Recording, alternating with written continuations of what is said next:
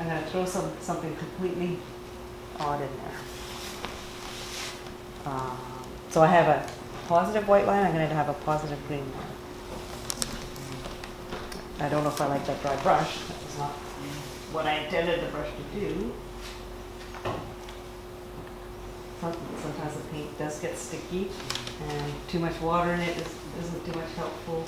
Retarder would have been good. So here's the retarder. I can actually even go through, yeah, this is good. I can go through this with the retarder and it'll smooth it out. Let me get another brush. And it should be a softer brush, like a watercolor brush, not an oil brush. An oil brush can shape it and push it. See? Because the oil brush is very stiff, so it can push paint around, whereas a softer brush will soften through the paint. So I'll find that. What it is maybe another, just soften it.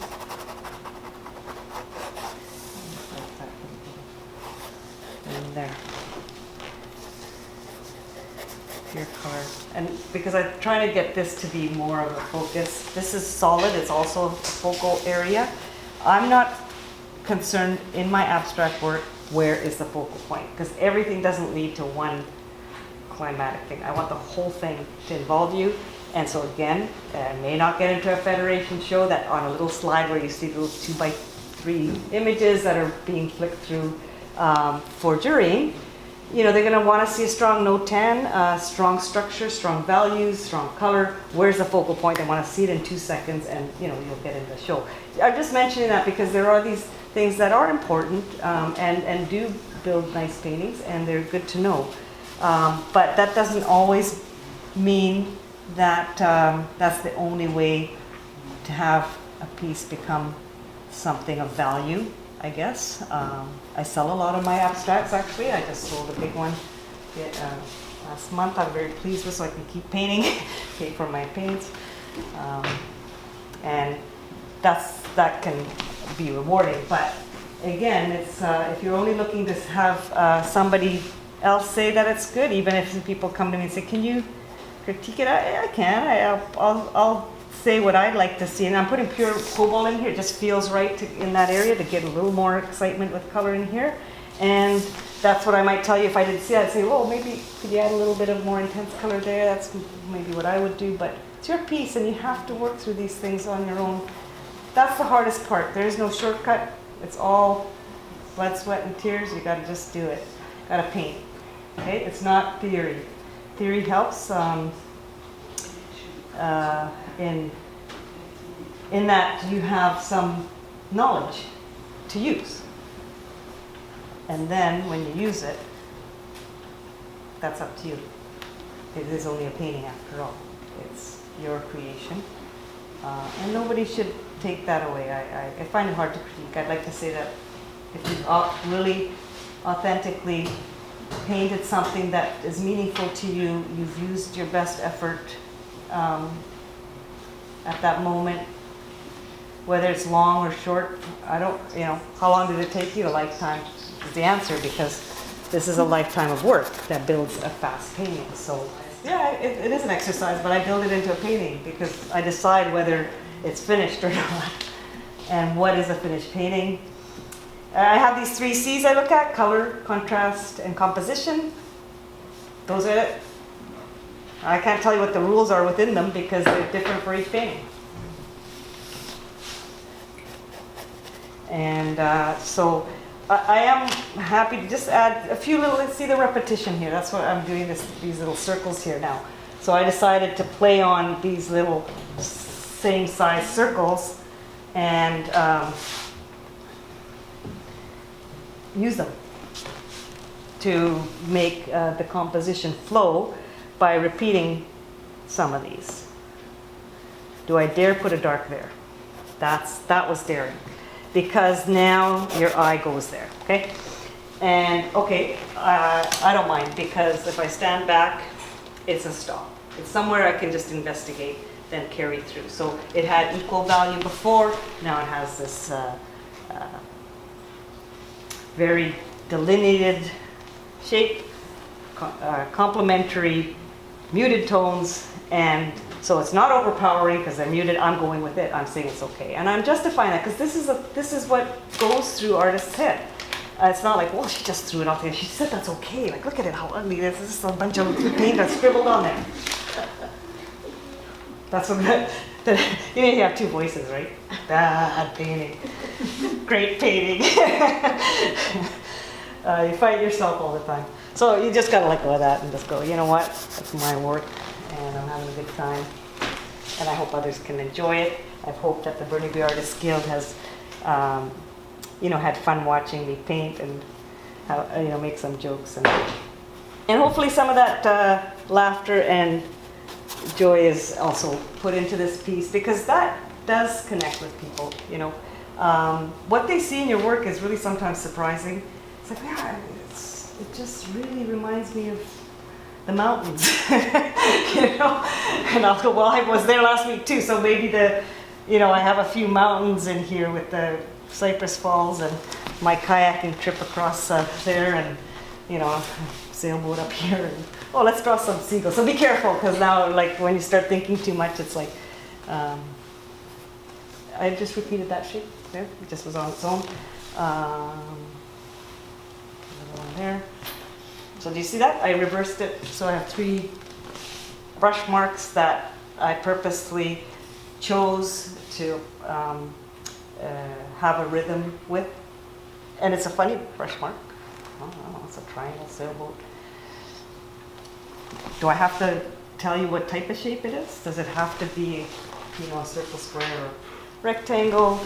Can it be organic? Nature presents all sorts of very interesting shapes and colors. And if you spend time outdoors, you'll see how true that is and how difficult it is to actually render it.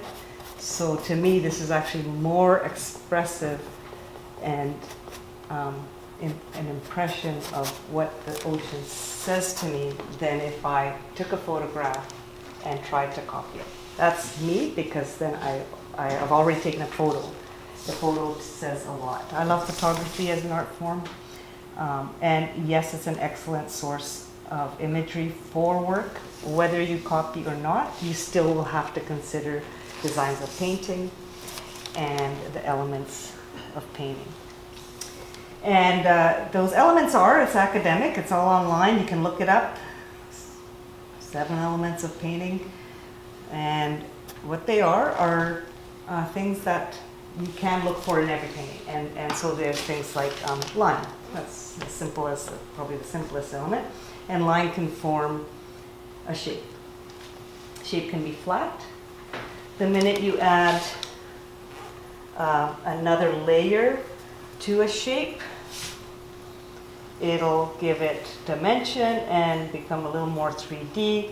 And so in that case, it becomes form. And from form, you can have the value of the form and the color.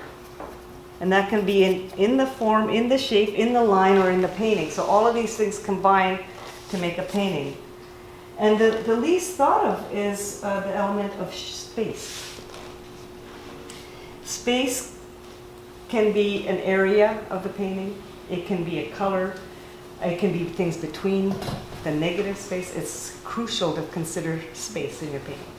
And I can't tell you what is right or wrong, except that, like a no-tan, probably an uneven balance of that is more pleasing. So you'd have some more space somewhere and less. Some of the most dynamic paintings are all one big space of cloud, or something, a little really knock 'em dead sailboat or person on the shore or something, or wave, or sunlit wave left, or moon. So you can see how space it should be considered even in this expressive thing. So these are areas of space that I'm looking at. I may add more, but hopefully similar value, similar hue. And so the last element of painting to consider is texture. is it all smooth? What a beautiful portrait by Rembrandt. Like very smooth paint, but he put so many glazes on, and then he added a few opaque little things on the, you know, very frilly lace and in the hair, and you get this texture that just blows you away. So texture isn't about really chunky stuff, it's what it's against. And anything like is that. It's the relationship beside each other. So a color will look quite differently against or beside another color. And unless you try it, you can study it till the cows come home. You know, Albers, there's a book by, the last name's Albers, I forgot his first name. Anyway, he studied color and the relationships of them side by side. And it will make different colors pop. Like, so against a green, if you put a red, it'll look obviously much more red against a green. Well, it's not red. Then it will against an orange, right? So the red against green will pop up more than beside something else. So things like that are always can come into play. And I want to put a bit of red here, but I'm muting it because that whole area is muted. So I'm not going to put a strong red there. I'm going to put a softened red. Oh, I didn't use my gray here, so I can gray color down right away just with a neutral gray. That's an easy way. But I'm not going to add that there now because I'd have to place it elsewhere. But it's a nice color, so let's try it. So a little bit of red here. It's muted red. That's strong. I don't like that. So there I put water, but see, it can aggravate the paint. I don't like what it did there. I shouldn't have put so much water. So I should have just lifted. I'm not sure about that. So, but here's some texture that you can make with just marks. Little, it's the texture dots. They all imply texture. And then lastly, it needs to pass the, do I like it in my living room as I walk by it every day. And then that element of the painting is, and not because it's living room art, but it's part of my space. And if something starts to sort of distract me and not be something I enjoy as part of that, then yeah, I might have to take it back into the studio and work on it. Actually, I don't even take it to the studio. I take my little tray and do it right there in the living room because I see it right there. I go, okay, I got to get rid of that yellow dot, and that's what I do. You know, do I put primary highlights of each color? I could, just little suggestions. I don't like that. And that would be the end. The last little highlights would be pure color with white. So here's pink and white. I could add that. It's just nice little touches of pure color, and they can be any of the elements. And that's one way that I complete my piece.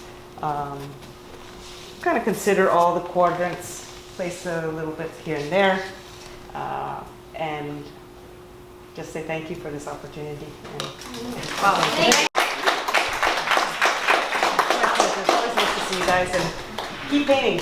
It's part of what we're supposed to do. A little underpainting, like I did in the last painting with a little bit of pink, just to sort of add a